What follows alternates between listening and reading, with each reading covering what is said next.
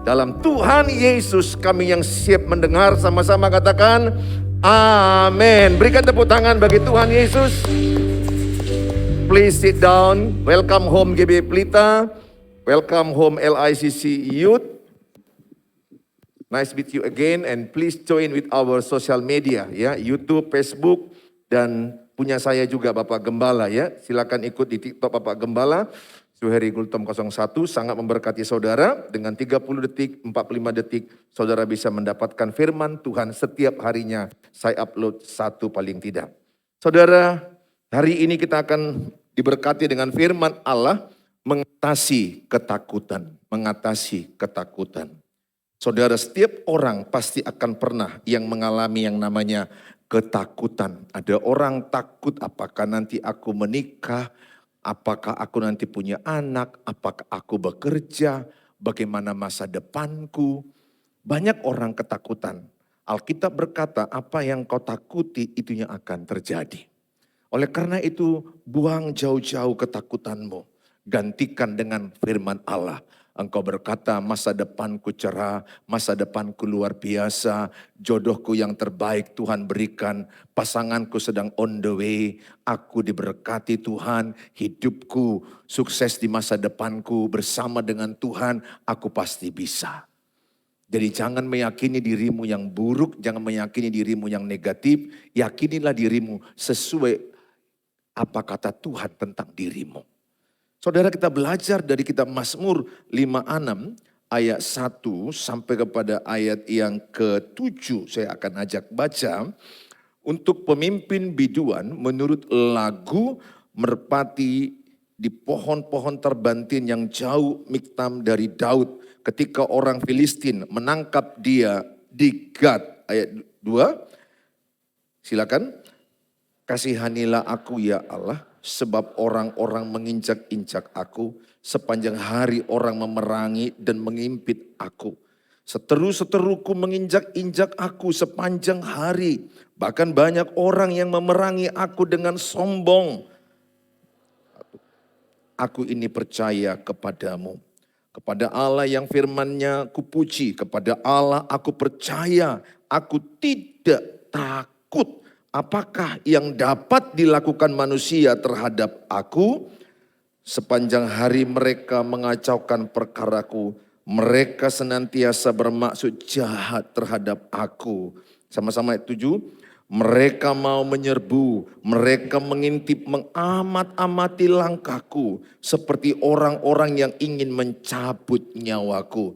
Daud seorang raja yang selalu menang berperang. Daud seorang yang sangat diakui oleh musuh-musuhnya orang-orang Filistin. Karena dia mengalahkan Goliat yang begitu besar. Semua orang-orang Filistin asal mendengar nama Daud, mereka ketakutan. Karena Daud bisa mengalahkan orang yang tinggi besar dan berpengalaman dalam perang. Namanya Goliat. Daud adalah orang yang berhasil dalam banyak peperangan, asal berperang ke berbagai tempat. Dulu dia adalah ajudan daripada Saul.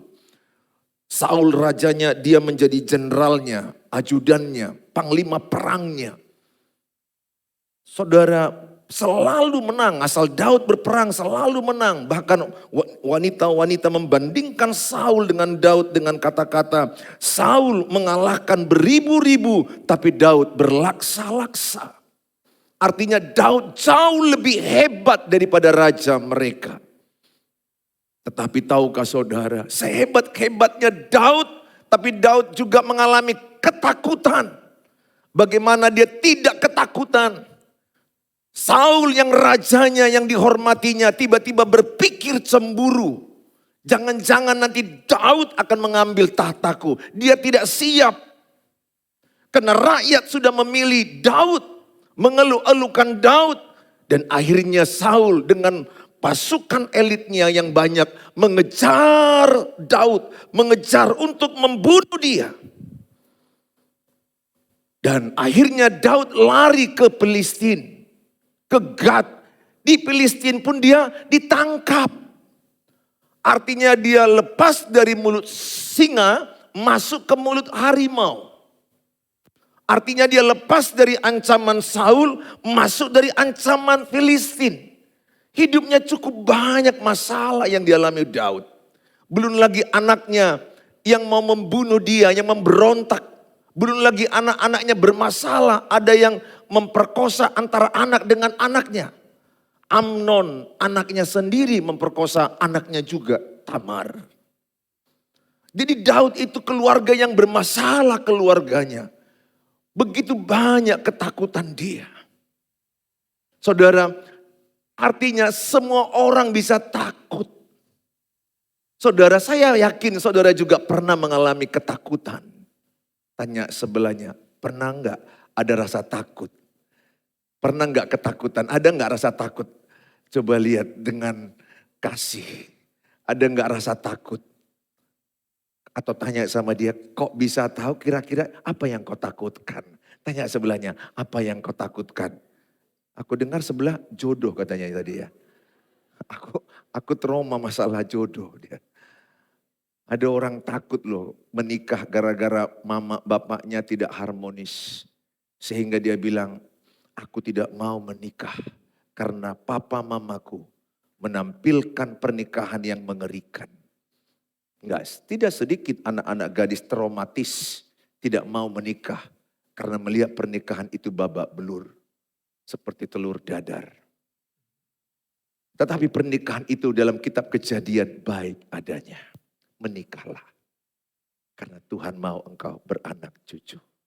Bilang sebelahnya, menikahlah.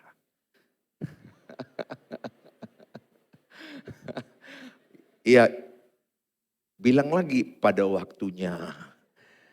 Jangan emosi. Ya, jangan. Saudara, ampuni dan maafkan papa mamamu yang mungkin pernikahannya menunjukkan percekcokan dari engkau kecil sampai sekarang. Ampuni mereka. Karena mereka pun korban kakek nenekmu. Hidup ini siklus. Oleh karena itu, apa yang kau takutkan di hatimu? Setiap orang pasti pernah mengalami yang namanya ketakutan. Takut dengan ada enggak jodohku ya. Ingat, Alkitab bilang begini, apa yang kau cemaskan itu yang akan terjadi. Apa yang kau takutkan itu akan kau alami. Kitab Ayub bilang begitu. Jadi semakin engkau menakuti sesuatu, semakin itu yang terjadi padamu. Jadi engkau harus bebas dari ketakutan. Karena manusia ini dia akan ditarik oleh pikirannya. Apa yang kau pikiri itu yang akan masuk dalam hidupmu. Itu yang akan merapat dalam dirimu. Kalau engkau takut, jangan-jangan aku tidak laku. Jangan-jangan aku tidak punya jodoh. Jangan-jangan aku tidak menikah. Itu jadi padamu. Mulai sekarang ubah. Kalau memang kau rindu menikah. Tapi kalau ada di antaramu yang rindu tidak menikah karena panggilan ilahi. Seperti Paulus, it's okay. Karena tidak menikah pun baik. Asal sukacita, bahagia. Jadi enggak harus menikah menurut Alkitab. Sesuai dengan panggilan. Secara umum tentunya Tuhan menginginkan engkau punya pasangan. Jadi mulai engkau merubah ketakutan-ketakutanmu. Jangan sampai itu jadi dalam hidupmu. Jangan-jangan aku setelah tamat wisuda, aku tidak kerja. Karena orang lebih takut tamat daripada tidak tamat. Ketakutan orang tamat wisuda apa? Tidak kerja. Malu. Masih minta uang jajan. Kalau orang kuliah walaupun MA mahasiswa abadi masih dijajani. Betul enggak saudara? Masih dikasih terus. Tapi sekali lagi buang segala ketakutanmu.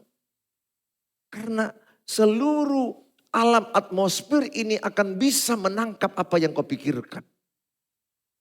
Pikiranmu itu sangat powerful. Apa yang kau pikirkan itu menarik seluruh sistem tubuhmu. Apa yang kau pikirkan itu akan menarik seluruh sistem atmosfer ini akan terjadi padamu. Sangat power kuasa pikiran. Makanya Yeremia 29 ayat 11 berkata, engkau memiliki masa depan yang cerah, masa depan yang penuh harapan, masa depan damai sejahtera, masa depan yang luar biasa. Itu yang Tuhan sediakan kepada anak-anak Tuhan. Makanya engkau mulai berpikir, apa yang Tuhan mau tentang hidupku? Buang racun-racun, kata-kata negatif yang pernah kau dengar. Mungkin kata-kata yang buruk tentang dirimu, kata-kata gagal. Dan jauhi orang-orang yang beracun. Jauhi toxic word, jauhi toxic relationship. Jauhi orang-orang beracun. Yang selalu menanamkan dalam telingamu, engkau tidak berarti, engkau gagal, engkau gak ada apa-apanya, engkau pasti tidak bisa. Orang-orang seperti ini jauhi. Dekati orang-orang yang selalu berkata, engkau bisa.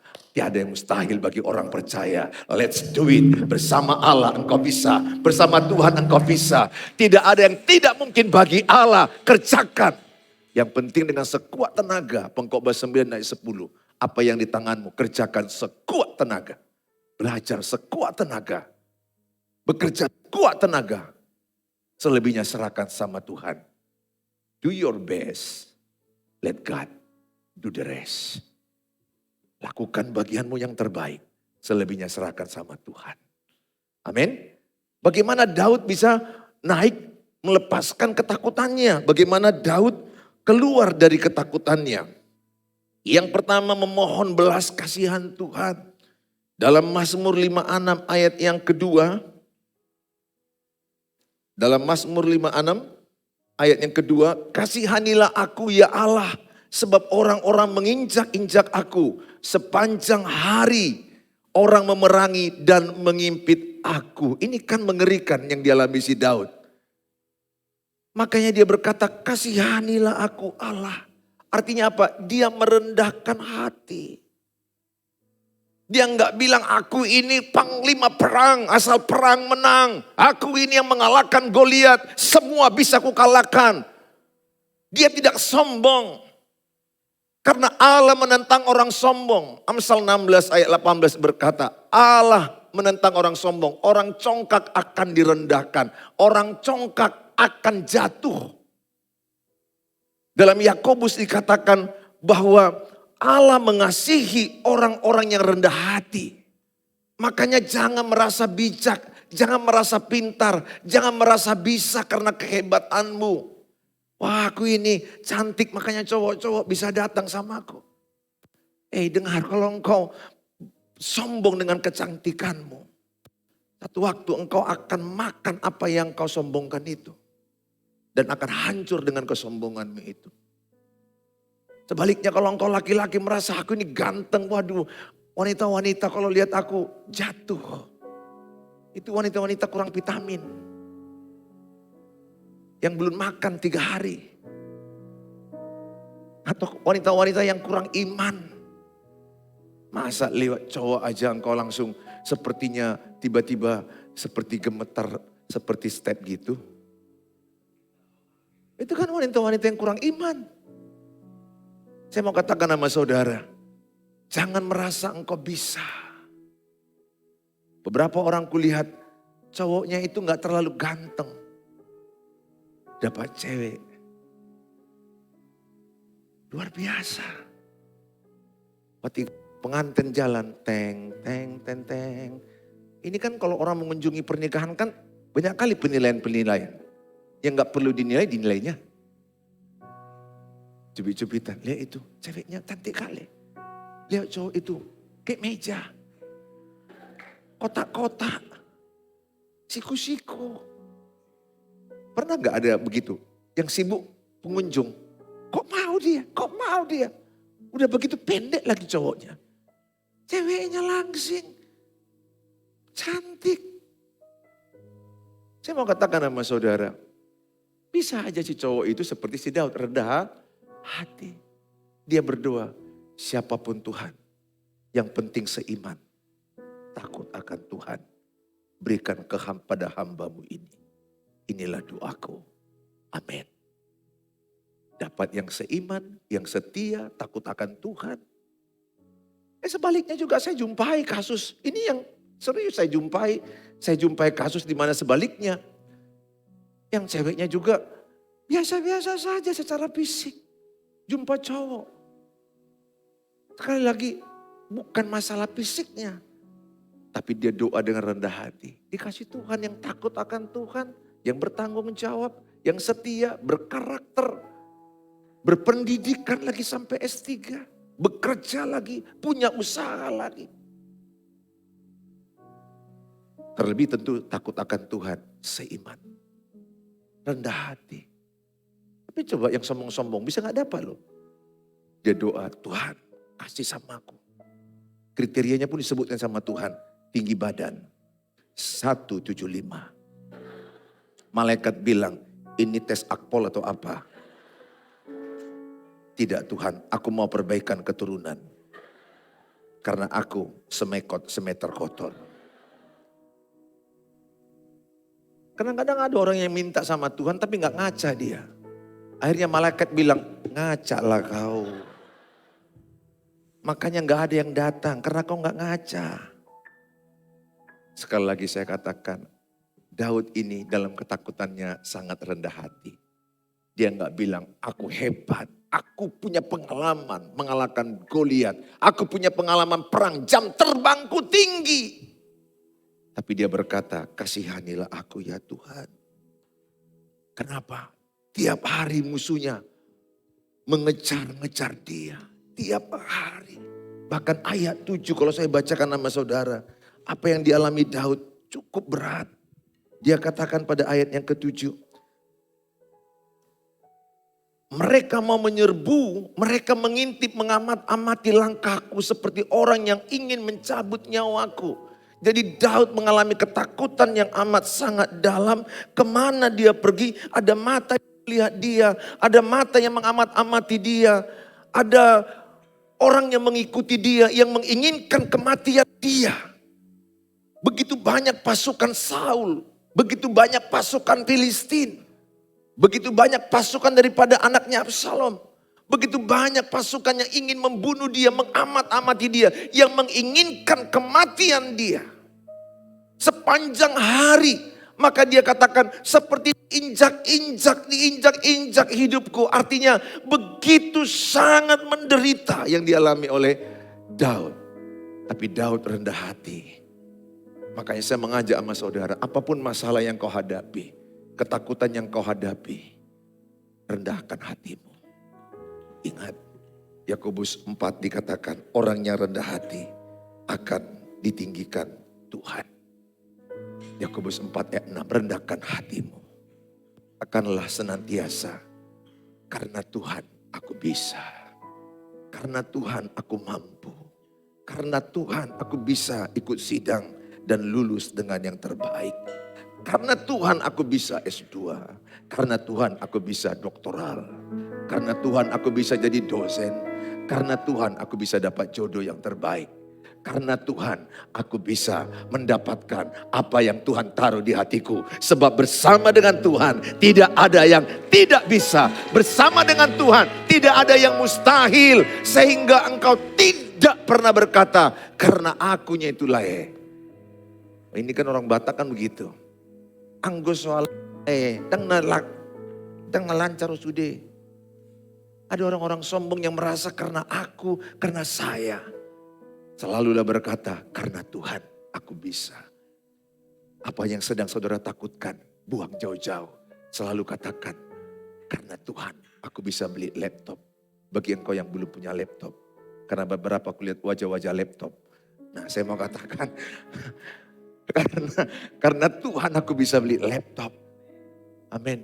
Kalau lihat gaji mama di kampung, gaji bapak di kampung, ya 30 hari. Itulah sebulan gaji mama. Artinya mencangkul, gak ada uang. Karena Tuhan aku dimampukan. Engkau mengajar yang mungkin gugup. Tapi kau berkata karena Tuhan aku lancar. Apa yang kau takutkan selalu kau bilang karena Tuhan aku bisa. Kalau engkau melibatkan Tuhan, engkau mayoritas. Engkau tidak minoritas bersama dengan Tuhan. Karena Tuhan tidak melihat apa yang ada padamu. Tuhan melihat hatimu.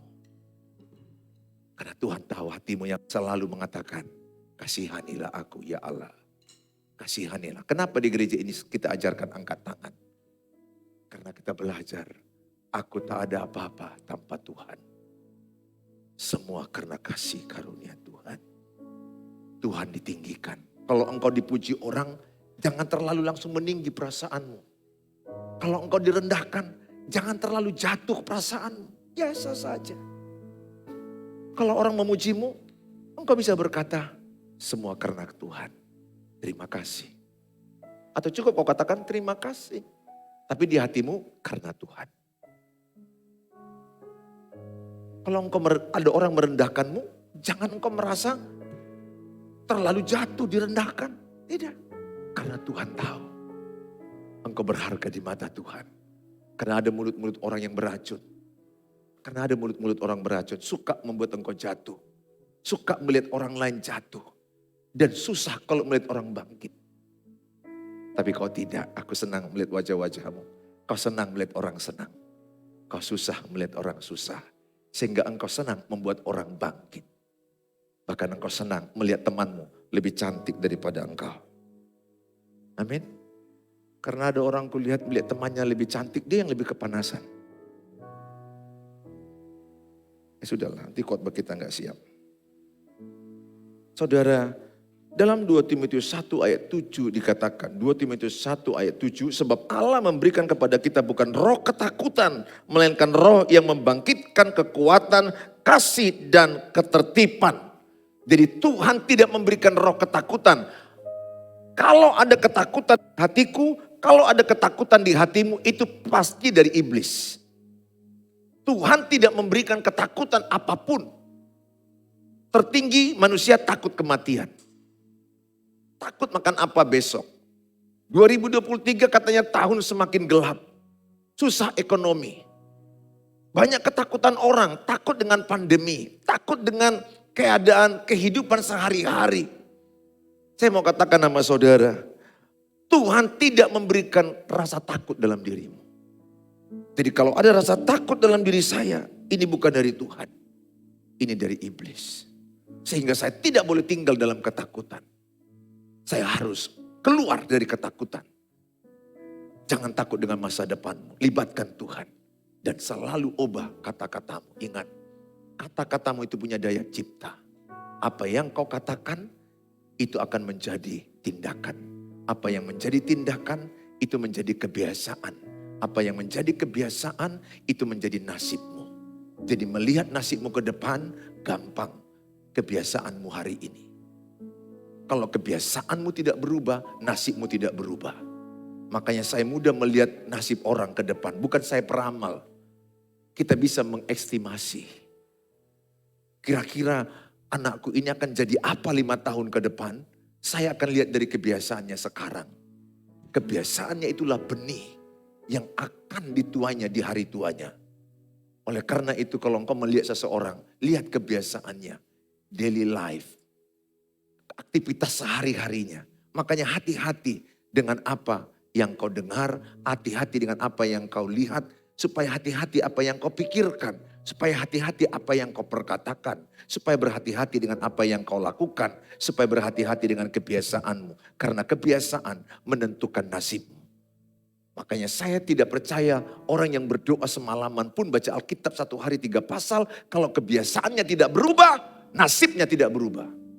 Bahkan yang lebih mengiris, ironis, orang yang ateis.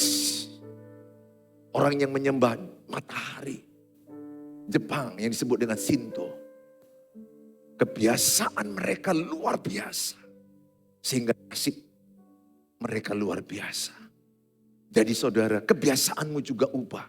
Bukan hanya melibatkan Tuhan, tapi kebiasaan cara hidup kita. Kalau kulihat sejenak cara-caramu dengar khotbah ini, orang-orang yang luar biasa. Masa depanmu cerah, masa depanmu penuh harapan, masa depan yang indah. Khotbah saya sudah mau selesai, saya melihat di antara saudara, tidak ada yang tertidur. Nguap satu orang tadi kulihat.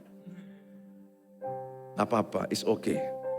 Yang tidak boleh tidur, nguap boleh. Yang ada kulihat orang-orang di sini, orang-orang yang haus firman. Beberapa orang ada yang buka mulut. Gak apa-apa. Dia sedang makan firman. Amin. Yang kedua kita belajar firman Allah. Mempercayakan diri kepada Allah. Setelah engkau merendahkan hatimu, kasihanilah aku ya Allah. Maka Daud berkata, mempercayakan diri kepada Allah. Melibatkan Allah, mengundang Allah. Allah yang berperang, Allah yang bertindak. Jadi ada kebagianku, ada bagian Allah. Bagianku tadi aku menjaga cara hidupku, kebiasaanku, cara belajarku, cara kerjaku. Itu harus kulakukan. Baru aku menyerahkan selebihnya kepada Tuhan. Yang kedua, mempercayakan diri kepada Allah. Mazmur 56 ayat yang ke-4. Waktu aku takut, aku ini percaya kepadamu. Sama-sama kita baca, 1, 2, 3. Waktu aku takut, aku ini percaya kepadamu. Jadi ketika ada rasa takut, katakan, aku percaya Tuhan menolong aku. Aku percaya Tuhan menyertai aku. Karena janji Allah, Dia tidak pernah meninggalkan engkau sendirian. Ingat, inilah janji Tuhan. Bahwa Dia tidak pernah meninggalkan engkau sendirian. Ibrani 13 ayat 5. Sekali-kali aku tidak pernah meninggalkan engkau sendirian. Oleh karena itu, dalam ketakutanmu ada perasaan Tuhan ada menyertai aku. Ketika keyakinan yang kokoh dialami Daud bahwa Tuhan menyertai dia, dia bangkit dari ketakutannya. Daud mengalami rasa takut, tapi dia kalahkan dengan keyakinan Tuhan menyertai aku. Ketika semua tentara Israel takut melihat Goliat yang tinggi, yang begitu hebat. Tapi dia berkata, bersama Allahku aku datang. Bersama Allah Israel, Allah Abraham, Ishak dan Yakub. Dia ambil batu kecil dengan ali-alinya sekali lempar. Jidat daripada Goliat kena dan roboh dipenggal. Dia menang. Secara fisik, secara pengalaman, secara apapun dia kalah. Tetapi bersama Allah. Oleh karena itu, Tuhan tidak menjanjikan engkau tidak punya masalah. Tuhan tidak menjanjikan langit selalu biru. Tuhan tidak menjanjikan jalanmu yang mudah, yang rata. Bahkan percaya ke engkau, semakin sulit jalanmu, semakin besar rencana Tuhan bagi hidup. Bertahanlah dalam kesulitan. Bertahanlah dalam kesusahan. Jangan takut. Bahkan semakin engkau merasa begitu besar rasa frustrasi, biasanya semakin besar kebaikan Tuhan. Semakin besar rencana Tuhan. Asal jangan sampai engkau frustrasi. Semakin engkau merasa sulit, semakin berat tantangan dan masalah. Selalu aku lihat di balik masalah yang berat, yang besar. Ada rencana yang besar dari Tuhan. Ada kebaikan Tuhan yang besar. Oleh karena itu, don't give up. Yakin. With Jesus, nothing impossible. Percaya, mulai hari ini obak keyakinanmu. Baik tentang perjodohan tadi kau berkatakan pasangan yang terbaik, yang seiman, yang takut akan Tuhan, yang setia, yang karakternya bertanggung jawab, yang suka bekerja. Tuhan berikan kepadaku. Dalam nama Tuhan Yesus, kalau waktunya Tuhan, aku yakin Tuhan telah sediakan. Yakini yang baik, buang keyakinan-keyakinan yang salah. Aku tidak laku, aku tidak mungkin dapat jodoh, aku tidak mungkin berhasil, aku mungkin tidak menikah, aku mungkin tidak punya anak, aku mungkin miskin karena orang tuaku miskin. Apapun keyakinanmu yang salah, ganti dengan keyakinan firman Allah. Bersama Allah aku bisa, bersama Tuhan aku bisa. Masa depan yang luar biasa. Bagianmu lakukan. Karena apa yang kau yakini, apa yang kau ucapkan itu akan menarik seluruh kekuatan tubuhmu. Dan firman Allah akan tergenapi. Saudara yang saya kasihi. Yosua 1 ayat 9 bilang begini. Bukankah telah kuperintahkan kepadamu, kuatkan dan teguhkanlah hatimu. Janganlah kecut dan tawar hati. Sebab Tuhan Allah menyertai engkau kemanapun engkau pergi. Saya yakin Tuhan Allah yang kita sembah hari ini adalah Tuhan Allah yang menyertaimu. Kemana engkau pergi? Kemana engkau pergi? Dia ada menyertai karena dia Allah Immanuel. Pak, aku ini orang berdosa. Penyertaan Tuhan tetap ada padamu. Tuhan mengasihi orang berdosa. Yang penting engkau mau tinggalkan dosa itu. Engkau mau bertobat, engkau mau berbalik kepada jalan. Ya, dari jalan salah kepada jalan yang benar. Saudara, 2 Korintus 5 ayat 7 bilang begini. Sebab hidup kami ini adalah hidup karena percaya, bukan karena melihat. Jadi hidup orang beriman adalah hidup karena percaya, bukan karena melihat. Tidak iman namanya kalau saudara melihat dulu baru percaya. Itu iman Thomas. Tapi iman Abraham ketika dipanggil dari Ur Kasdim. Dia tidak tahu kemana. Dia hanya taat, dia hanya percaya. Allah yang disembahnya, Allah yang menyediakan yang terbaik. Iman Thomas, lihat dulu jari telapak tangan Yesus. Baru dia percaya. Ditusuknya dulu lambung Tuhan Yesus, baru dia percaya. Tapi iman Abraham, engkau belum melihat tapi engkau percaya.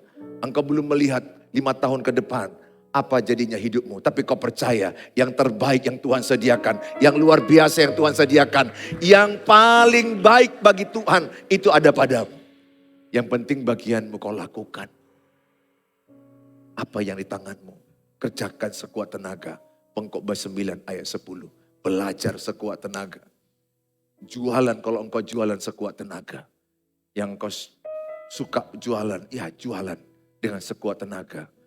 Melalui online. Beberapa orang kulihat jadi kaya gara-gara jualan online. Aktif. Zaman sekarang kalau orang bekerja keras aktif. Tidak mungkin. Tidak bisa makan. Kalau engkau bekerja sekuat tenagamu. Minimal cukup. Ingat doa Bapa kami. Berikan kami makanan secukupnya. Yohanes 10 ayat 10. Tuhan memberikan engkau bahkan berkelimpahan. Supaya kau jadi berkat bagi orang lain. Do your best. Saudara, yang ketiga yang terakhir adalah ketika engkau mengalami ketakutan, buat puji-pujian, lagu puji-pujian, memuji Allah senantiasa. Kepada Allah yang firman-Nya aku puji, kepada Allah aku percaya. Mulai sekarang engkau dalam ketakutan apapun, mulai engkau muji Allah. Mungkin engkau berkata, suaraku tidak bagus Pak, kalau aku nyanyi nyamuk-nyamuk tewas, lalat-lalat tenggen, mabuk. Suaraku gak tahu Pak kemana arahnya. Percayalah Tuhan gak lihat suaramu. Tuhan lihat hatimu. Tapi kalau kau mau tampil di sini, suaramu juga diperhitungkan. Sekali lagi saya katakan, ubah puji-pujianmu. Jangan mulai mau kau menyanyi lagu-lagu yang mematikan dirimu. Cari lagu-lagu yang menjadikan engkau semangat. Yang membuat engkau termotivasi.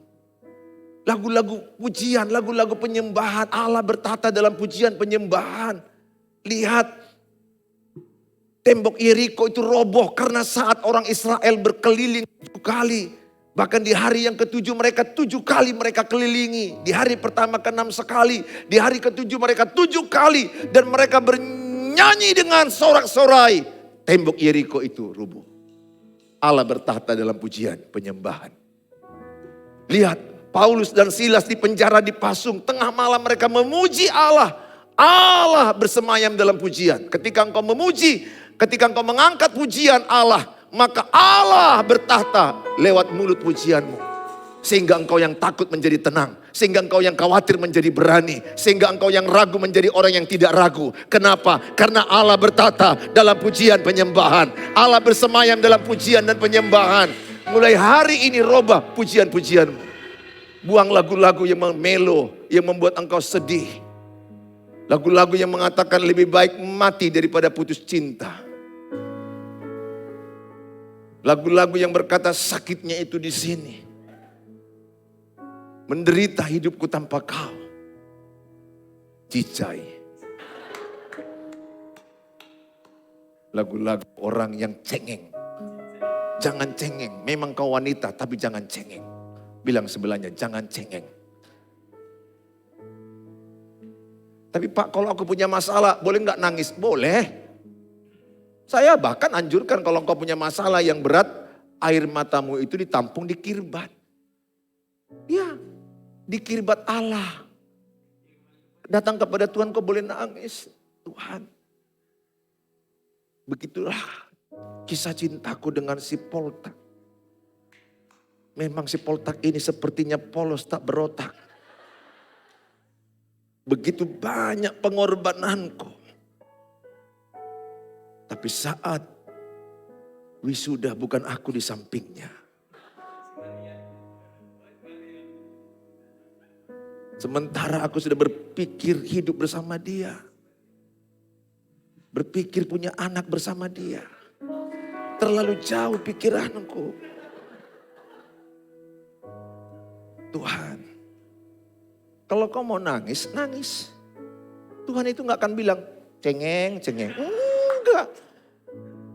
Tuhan itu humanis.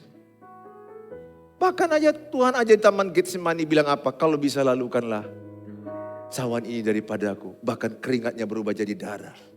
Karena begitu rasa takut dan cemas. Tapi akhirnya dia bilang, jadilah kehendakmu, bukan kehendakku. Nangiskan Tuhan. 5 tahun aku dengan si Poltak ini. Kalau aku ceritakan satu malam ini pun gak siap Tuhan. Tapi gak usah aku ceritakan karena kau juga maha tahu. Kau nangis sama Tuhan. Tapi di akhir nangismu kau akan berkata, kehendakmu yang jadi, bukan kehendakku. Si Poltak pergi, si Tagor datang. Bahkan si Tagor yang setia, yang lebih baik, yang tidak pernah berkhianat. Yang mencintaimu apa adanya. Percaya ke saudara, yang terbaik yang Tuhan sediakan. Ya saudara, gak boleh takut kalau mau nangis sama Tuhan. Tapi kalau kau nangis sama cowokmu, pikir-pikirlah. Ya, kalau nangis sama cowok ya pikir-pikirlah. Ya nangis sama orang pikir-pikir, nangis sama Tuhan is very good. Karena Tuhan katakan Matius 11 ayat 28, marilah kepadaku yang letih, yang lesu, yang sedih, yang susah, yang beban berat. Aku berikan kelegaan padamu. Tangiskan sama Tuhan. Kan tadi lagunya, datanglah pada Yesus. Serahkanlah pada Yesus. Itu lagu yang sangat bagus. Kalau kepada kakak rohani boleh enggak? Abang rohani boleh enggak? Boleh. Serahkan seluruh tangismu kepada Tuhan. Saya percaya, saudara, hari ini engkau bebas dari ketakutan. Karena engkau belajar merendahkan hati, engkau belajar melibatkan Tuhan. Dan engkau senantiasa mengubah lagumu, lagu puji-pujian. Ambil dari YouTube, ambil dari berbagai sosial media, lagu-lagu yang membuat engkau dikuatkan. Saya percaya Allah bertata dalam pujian dan penyembahan. Mari kita bangkit berdiri.